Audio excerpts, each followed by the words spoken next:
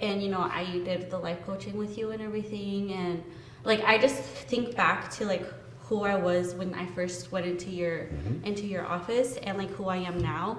And it's just, like, crazy because we talk about all this trauma, everything that we have to face, but a lot of the times what we don't speak about is, like, transition from identifying who that person was at the beginning, the first day in the office, to who you are today, and just how, like, it's so confusing. It's so confusing because you're literally putting that old identity away. You're like, all right, this isn't me anymore, and you throw it away. And then you're literally relearning who you are and who you want to be, because now you have that choice of who you want to be, what kind of a person you want to be, what kind of life you want to lead and stuff. So that for me, like, in all these years, that has been, like, one of the most challenging parts. Like, I've had so many, like, I like to call them ego deaths, you know, because it's just like, that's not Joanna anymore. Yeah.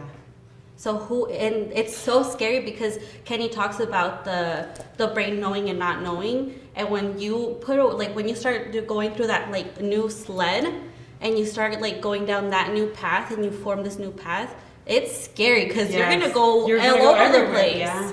Yeah, you're not just taking that same easy slope down every time. It's scary. It's so scary. And I think that is, like, one of my biggest lessons in, like, all of this. Is just that, like, putting away your old self and, like, that identity, because it's an identity. Mm-hmm. It's a mask, and you taking that mask off, and, like, it's all raw under there, and you're just like, what do I want? It's like plastic surgery, but for your insides. Yeah. It's that worst day cycle that you said. Like, my worst day cycle, you said there's a feeling, and then you were saying you didn't know. And, like, mine is when my mom dropped me off at my dad's in Colorado, and I was 7, and I was sitting alone in my room, looking up at the stars, wishing I was with my mom. And that feeling, because I was, like, trying to think of all these days. Like, and then I got left 3 days before my wedding, like, with my 2 girls.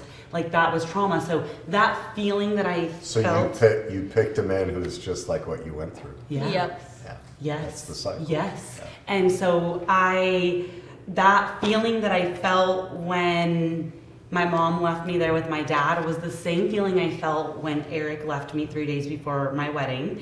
And which was then the same exact feeling I felt when my daughter told me she was moving out. Mm-hmm.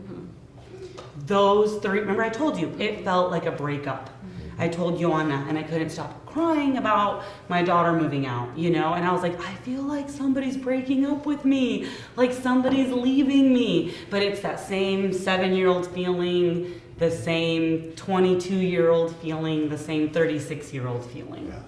Yeah, exactly. The most difficult part of the recovery process, what you're describing, is stage 3 and 4, the shame and denial portion. And everybody has their own name for it, ego, you know, out of consciousness, you know, they're all the same thing. You know, the words I use are the adapted wounded child and the false persona. And so, you know, this is where my next book goes deeper on all of these things. You know, what you're describing is what we all go through, which I call the attachment authenticity bind that we're all placed into as a child. And in this next book, I offer 2 questions.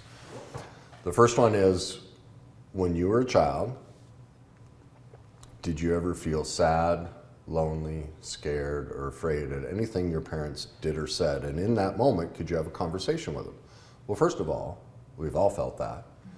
Second of all, none of us could talk to our parents about it. Get in your room, I don't want to hear it. Don't back talk me, whatever it may be. Well, do you see what that means? Right there, our parents have said, I don't have the emotional ability to sustain you and be present for you. And therefore, your authentic, because people don't realize our authenticity is not a cognitive process. It's an intuitive emotional process. When we are connected to our authentic self, we are connected intuitively and emotionally, not cognitively. Cognition just explains what's going on here. This is our authentic self. So in that moment, as a child, we must relinquish our authentic self, because we are a species that needs to attach to another human physically and emotionally to survive. And so, you know, how did I put it?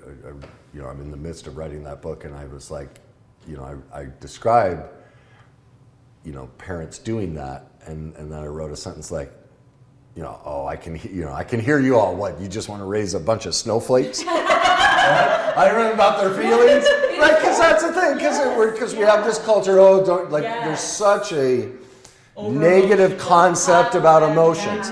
Well, the reason everyone's so emotional is because we're so undereducated and underdeveloped emotionally, and so people do, you know. And so, but that's why what we keep doing is the answers nearly every answer in life is almost the exact opposite of what we've been taught.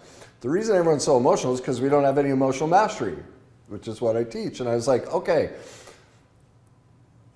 before you jump on that bandwagon of, you know, we're going to raise a bunch of snowflakes.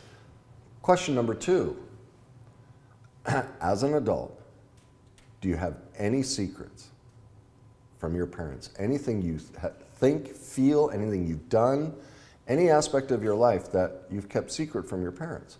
We all do. Well, do you see what that means?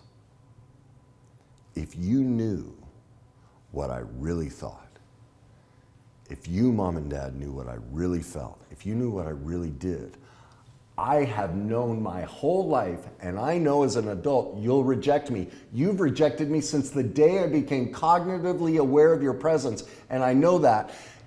Talk about an avalanche of trauma.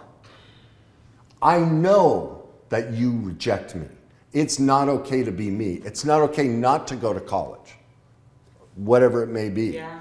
And we know that. Yeah. And so you go to holiday dinners and you sit there, and that's why the holidays are the worst, because everyone says, oh my God, Mom's going to do this. And, well, why don't you say something? Well, I can't because of so-and-so. Well, then Dad will do that. Like, none of us can be authentic. Yeah. And we have to squash our authenticity so that we fit into the family system. Mm-hmm. That's the ego.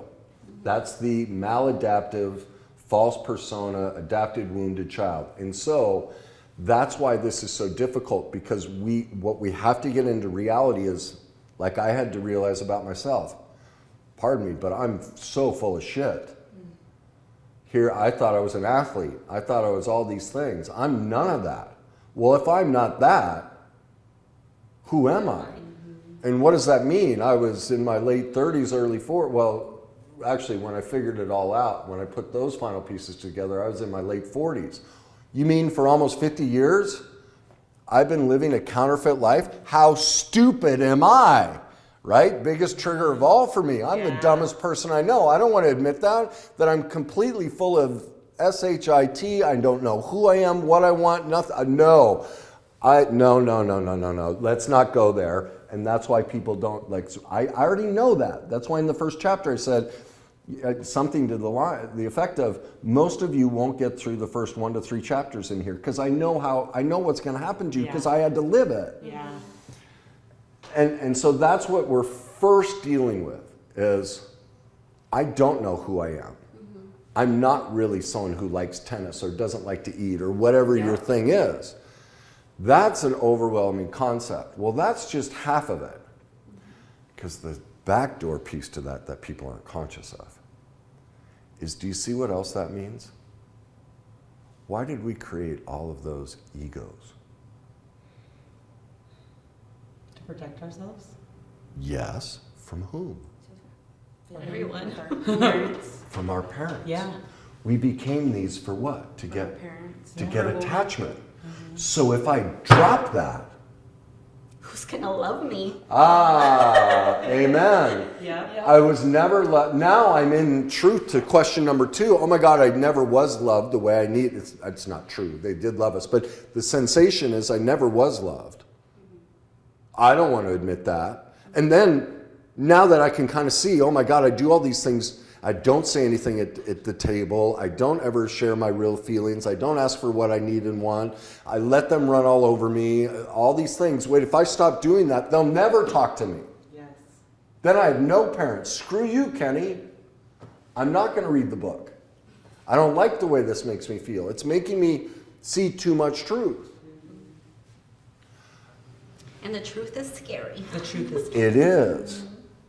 because it confronts not only the false attachment to ourselves, but the false attachment to our parents.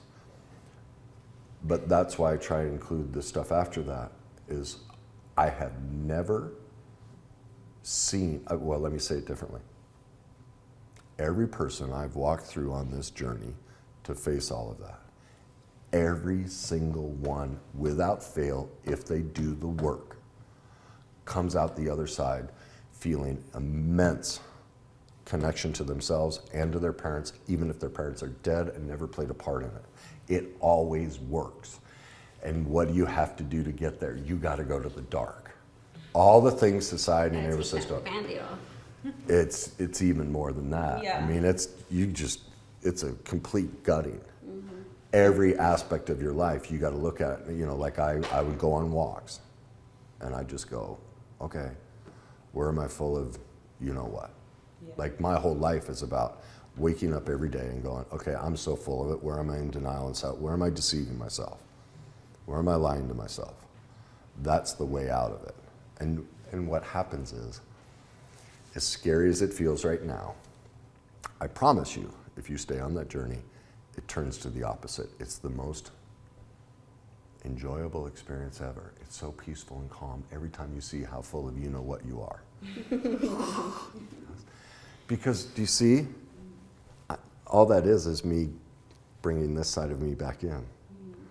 And so there's no false ego, it's now all of me.